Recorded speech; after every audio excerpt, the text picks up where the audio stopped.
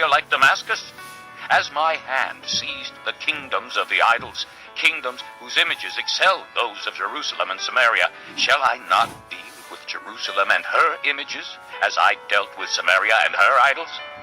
When the Lord has finished all his work against Mount Zion and Jerusalem, he will say, I will punish the king of Assyria for the willful pride of his heart and the haughty look in his eyes.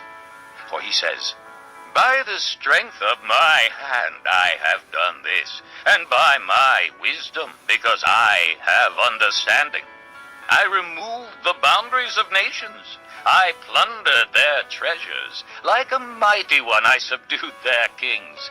As one reaches into a nest, so my hand reached for the wealth of the nations. As men gather abandoned eggs, so I gathered all the countries. Not one flapped a wing or opened its mouth to chirp. Does the axe raise itself above him who swings it, or the saw boast against him who uses it? As if a rod were to wield him who lifts it up, or a club brandish him who is not wood. Therefore the Lord Almighty, will send a wasting disease upon his sturdy warriors. Under his pomp a fire will be kindled like a blazing flame. The light of Israel will become a fire, their Holy One a flame. In a single day it will burn and consume his thorns and his briars.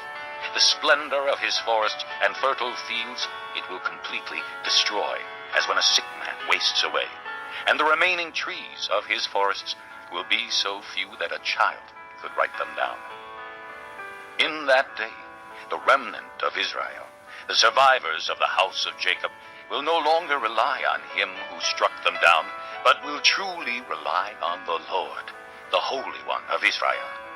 A remnant will return. A remnant of Jacob will return to the mighty God. Though your people, O Israel, be like the sand by the sea, only a remnant will return. Destruction has been decreed, overwhelming and righteous. The Lord Almighty, will carry out the destruction decreed upon the whole land. Therefore, this is what the Lord Almighty says. O my people who live in Zion, do not be afraid of the Assyrians, who beat you with a rod and lift up a club against you as Egypt did. Very soon my anger against you will end, and my wrath will be directed to their destruction. The Lord Almighty will lash them with a whip, as when he struck down Midian at the rock of Oreb, and he will raise his staff over the waters as he did in Egypt. In that day their burden will be lifted from your shoulders, their yoke from your neck. The yoke will be broken because you have grown so fat. They enter Aiath. They pass through Migron. They store supplies at Michmash. They go over the pass and say, we will camp overnight at Geba. Ramah trembles. Gibeah of Saul flees. Cry out, O daughter of Galim. Listen, O Laisha. Poor Anathoth. Madmanah is in flight. The people of Gebim take cover. This day they will halt at Nob. They will shake their fist at the mount of the daughter of Zion, at the hill of Jerusalem. See, the Lord Almighty will lop off the boughs with great power. The lofty trees will be felled, the tall ones will be brought low. He will cut down the forest thickets with an axe. Lebanon will fall before the mighty one. Chapter 10. Woe to those who make unjust laws, to those who issue oppressive decrees to deprive the poor of their rights and withhold justice from the oppressed of my people, making widows their prey and robbing the fatherless. What will you do on the day of reckoning, when disaster comes from afar? To whom will you run for help? Where will you leave your riches? Nothing will remain but to cringe among the captives or fall among the slain.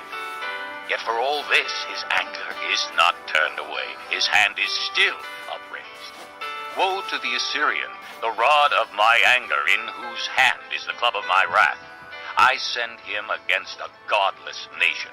I dispatch him against the people who anger me, to seize loot and snatch plunder and to trample them down like mud in the streets. But this is not what he intends. This is not what he has in mind. His